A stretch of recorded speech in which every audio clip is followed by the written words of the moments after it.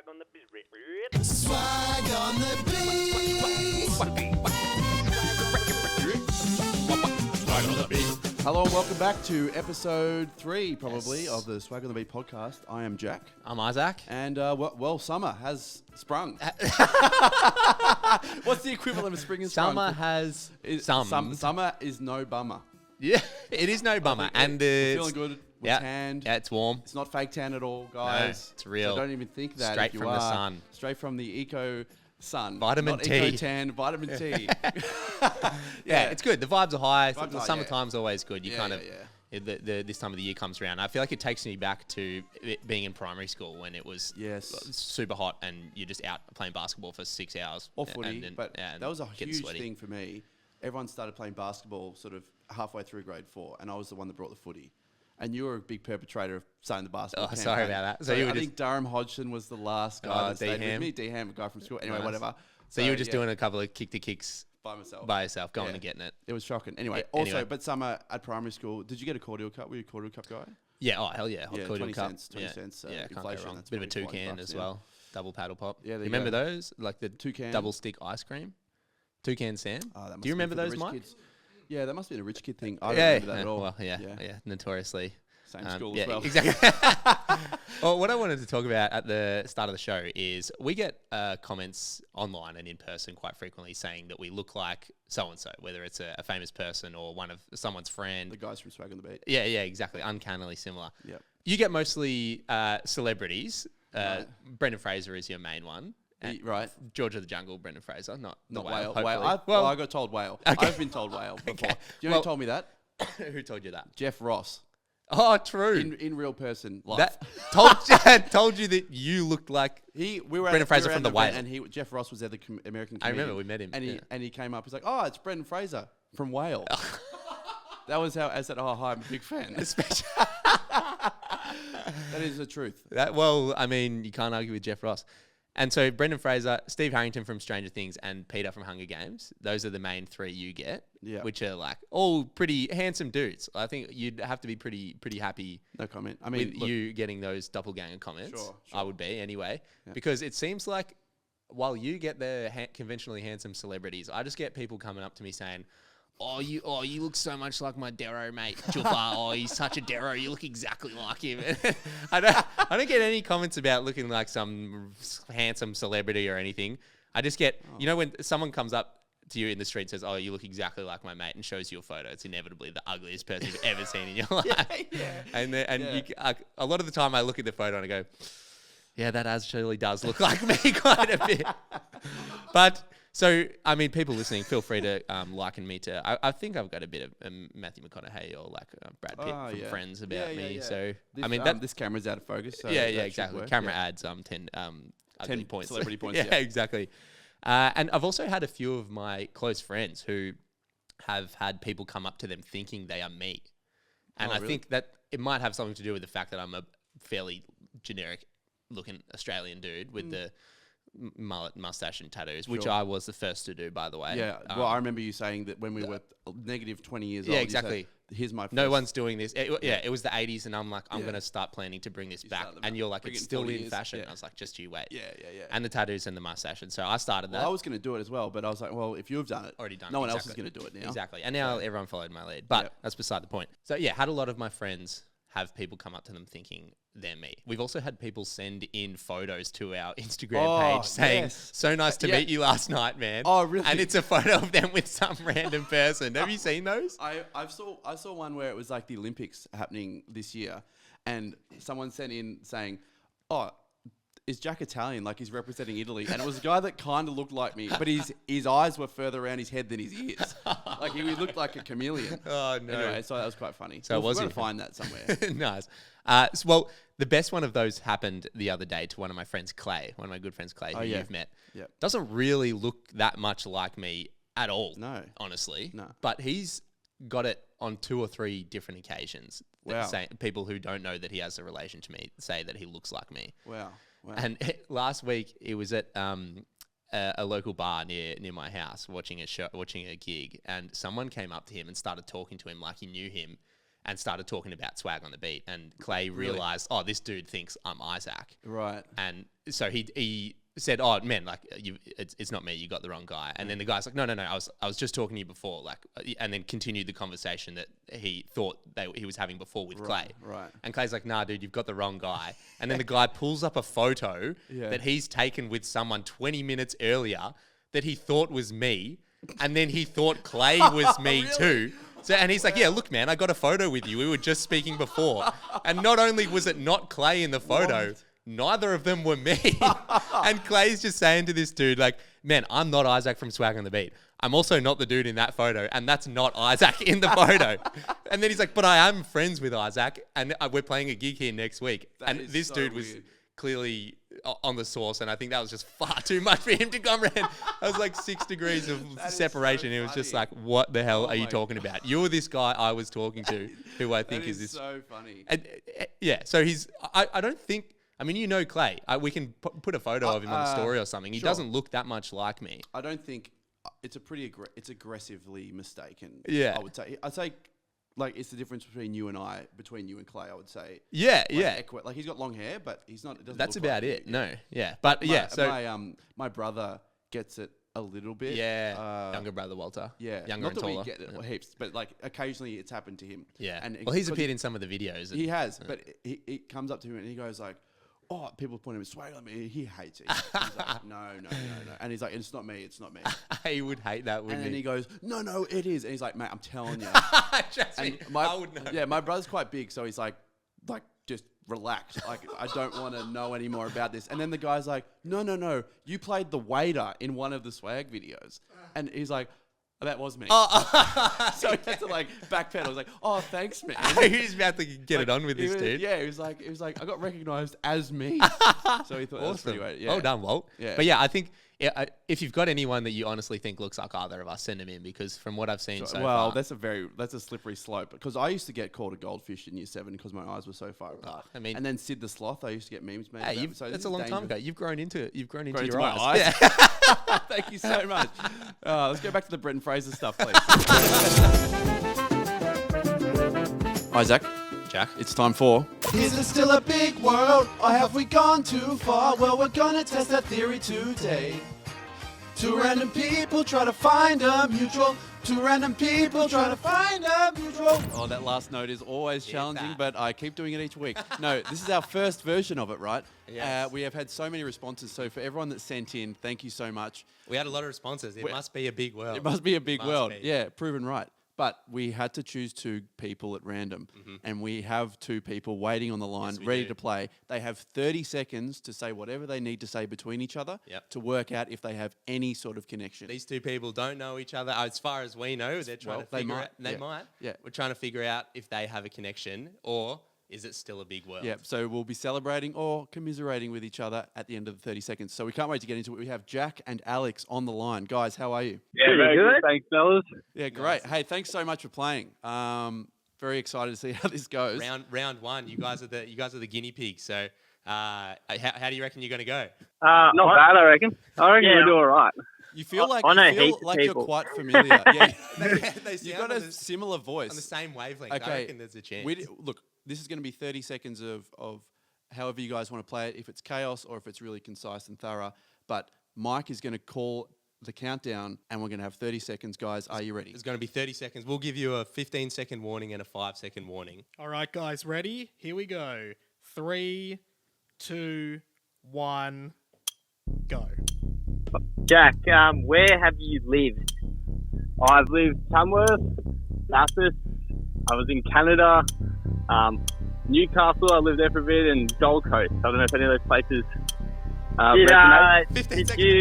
Did you go to school in Bathurst? I went to university there. Met a few local people from down there at the Charles Sturt Uni. Oh yeah. Do you know Phil Donnelly? No, I don't know Phil Donnelly. Justin Denby? Okay. Oh, very well done, guys. Well, what have we learned today? We need to speak really fast. that was great. Goes quick, but you did well. You got a couple of names out there. Yeah. Did you, Jack? Was that you asking if you went to university in Bathurst? You guys have both spent time in Bathurst, have you? I've got family there. Oh, that's yeah, can we get any I was just closer? there for uni. That was Yeah. So Phil Donnelly, Alex, you didn't know who that was. Jack didn't know. Jack didn't know. Okay. Well, that's pretty bloody close. But I guess what can we learn from that? It's still a big world. Is it still a big world? Or have we gone too far? Well, we're gonna test that theory today. Modern technology loses again, and we remain in the mystique of how big Earth actually is. Guys, thank you so much for playing. Thanks so much, I guys. think that was a success. It felt fun listening to you guys try and work it out. Maybe we extend the time next time. Maybe there's a bit more time. Seconds, yeah, they probably would have. because Alex, is your last name Donnelly? So you mentioned a family member, right? Yeah. Yeah, okay. Oh, right. Thank you so much for playing. Thank you. It has been an honour, and if we ever need you again for Big Well, we might be calling you because maybe there's an advantage for being a veteran. Yeah. Because you have the most experience Strategy. playing this game in the world. So, guys, thank you so much. Thanks so and much, thanks guys. for taking time out of your day. Isaac, it's 2024. Hell yeah, it is. Hell yeah, it is. And it is only just 2024. Almost not. Yeah. Almost not 2024. But what would you say that, given what year it is the number one thing that people say is no longer around? In 2024, What's 2023. What's dead? Okay, yeah. Yeah. You're an accountant, so that makes sense with the numbers. What's the thing that's dead in 2024? The Spy Kids franchise. I mean, that gets reruns at Lido every now and then, I think. on a Okay, Tuesday then I'm night. out of guesses. You're out, I okay. can't think of anything Here's the else. answer. Yeah. Chivalry. Okay. Everyone says chivalry's dead. Probably our parents would say that. Yeah. Definitely my grandma Yeah. would say that. Definitely the chivalrous Kids knights these of the days. medieval Yeah, ages. yeah, exactly. Yeah. Yeah. But I think I found the last living skerrick of it. Okay. Because as you know, I drive an older car. Well, your car's actually older than Yeah, mine. respect. They're both 20th century cars. Makes us interesting people. Yeah, Automatically. automatically. And manually. Yeah, thank you, actually. And anyway, my car got keyed.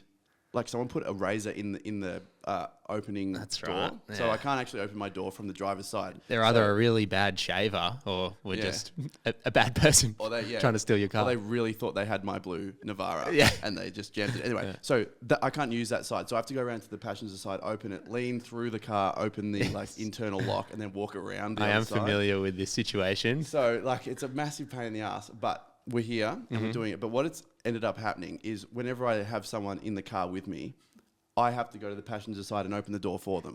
So it looks like I'm doing them a favor. I did think that the first time you did it for me. Yeah. And that's I'd been nice. in the car 1,000 times with you before and you had never done it before. And I thought, this is nice. Yeah. I'm glad that this is how our relationship has progressed. Yeah, but Only to find out that it was all a facade. because I open it, it's like, yeah, get in. And as I'm walking around, he's like, can you lean across and open the door, please?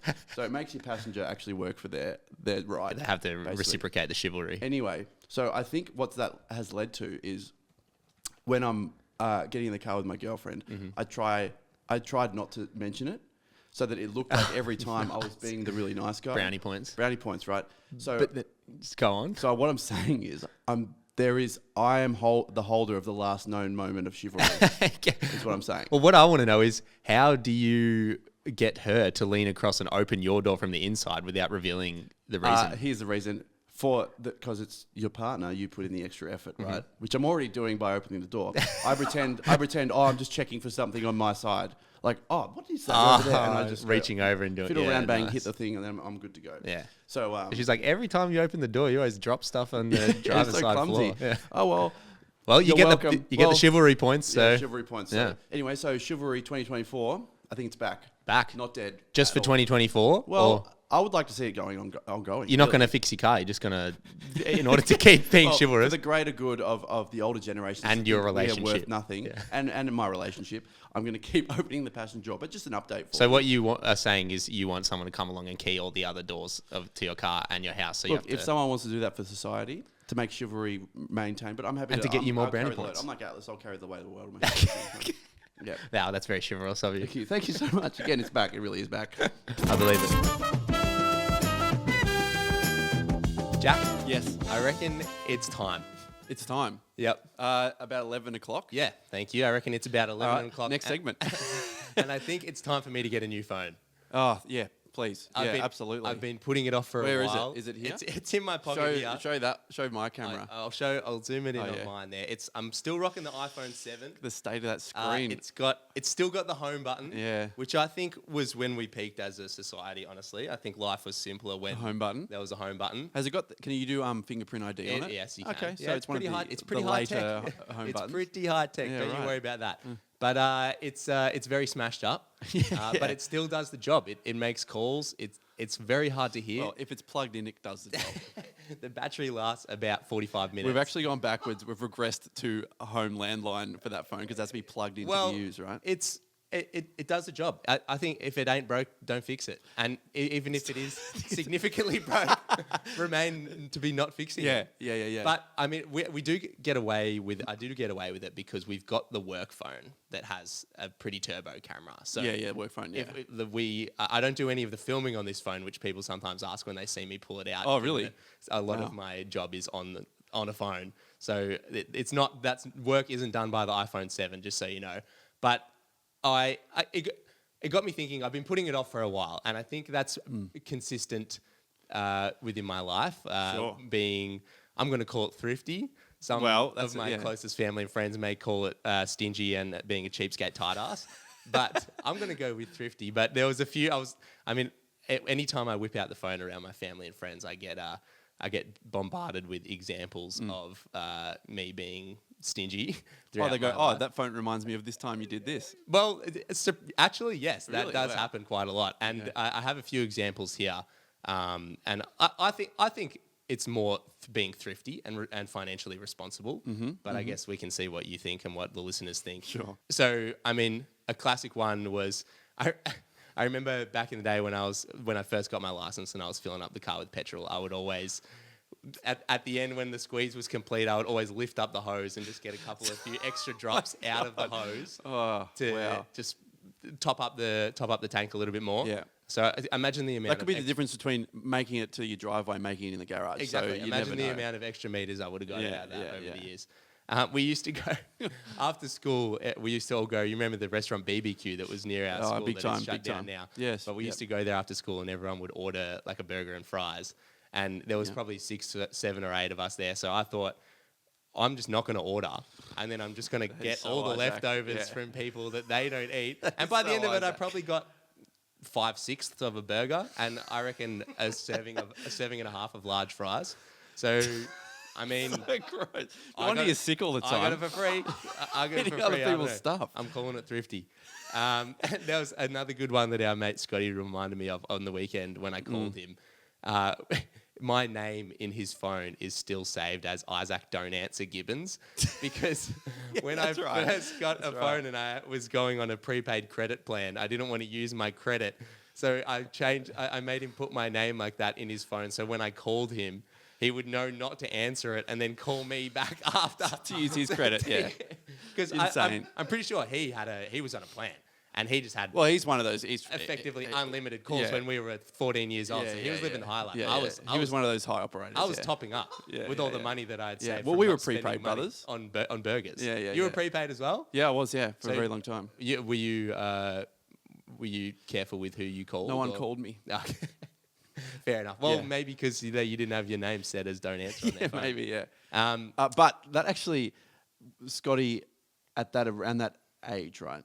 Year 7-ish, year 8-ish. I think Riley, who's another one of our mates, who we keep expanding the group every time. But yes, Riley, another one of our mates, said, do you remember when you got like a shaver or a razor or something to cut people's hair? Yeah, the buzzer, The buzzer. Yeah. And you said, boys, I'll come round, I'll cut your hair for you. And we're like, was a bit cool. of a designated home hair. Yeah, like year 7, cool, let's go round. Yeah. And then we get there and you're like, yeah, just $30 a pop. You were charging your mates 12-year-old mates $30 a pop. I don't think that happened. Talk to Riley about it because he is adamant. I remember dishing out the haircuts. To my memory, well, we were trying to call and make a booking. No one's picking up the phone, so we just had to rock Not up. a very good business model, is it? Yeah.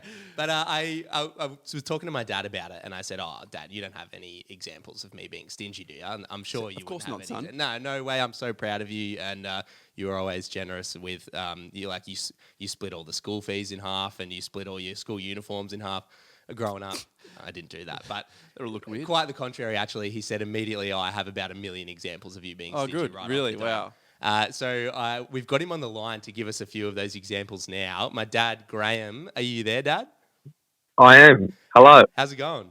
All right. How's it going for you blokes? Yes, good. We're Hello, good. Graham. We're just reminiscing Good.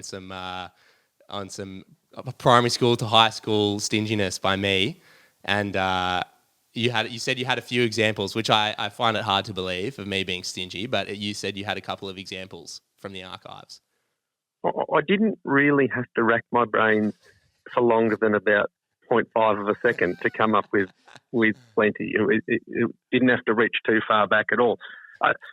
A couple that came to mind, your mother and I were at a bar not far from your place that you had said has live music, that you said that you frequent quite often. And I rang you when I was there and I said, we're just up at Shot Kickers and we're seeing the models. The models are on tonight. Yeah. And you said, fantastic. I'll come up.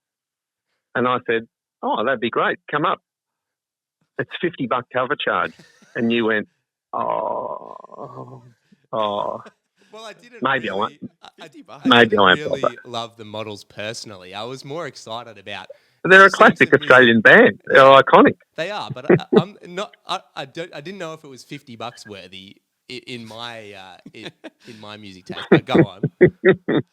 I maybe adjusted with inflation. It's $50 is a lot, but that seemed pretty good for me to see an iconic Australian band. Yeah. But when I said it's 50, then you sort of dived under the desk and went, maybe I won't bother. And I said, I'll shout you.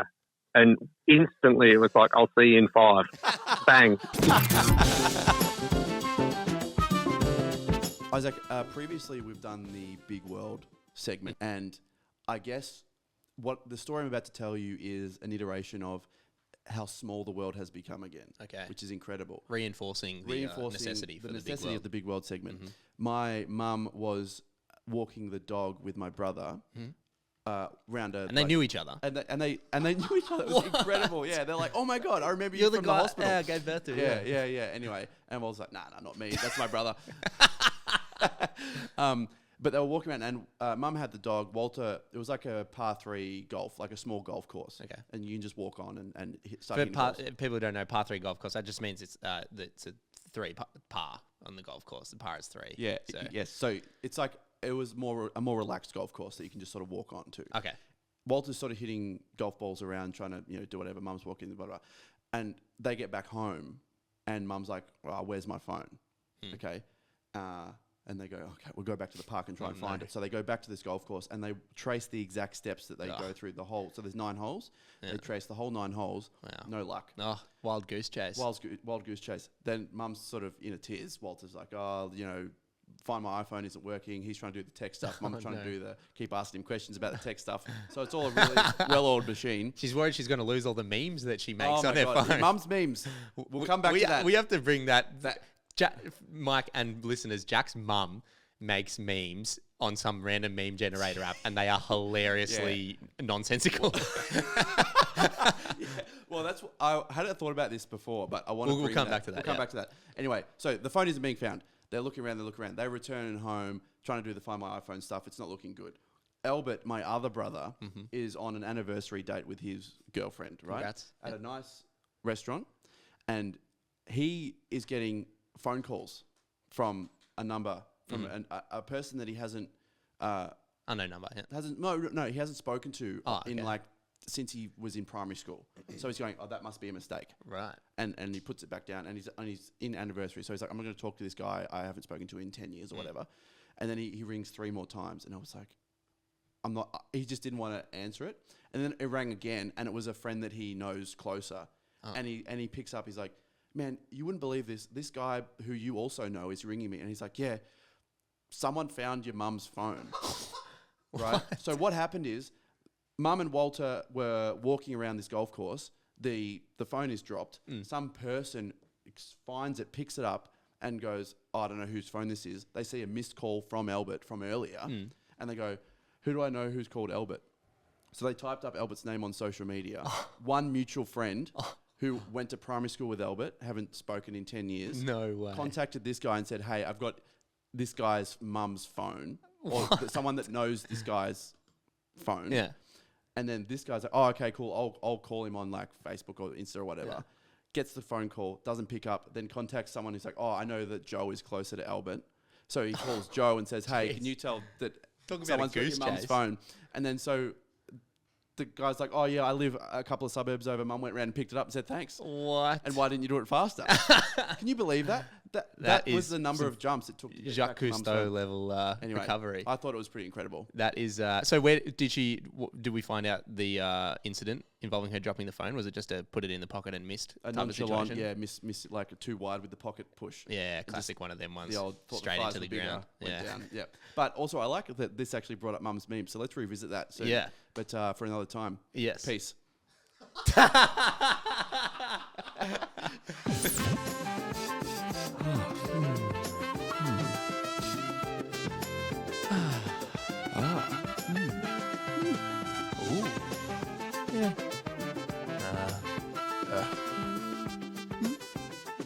Okay. Yeah.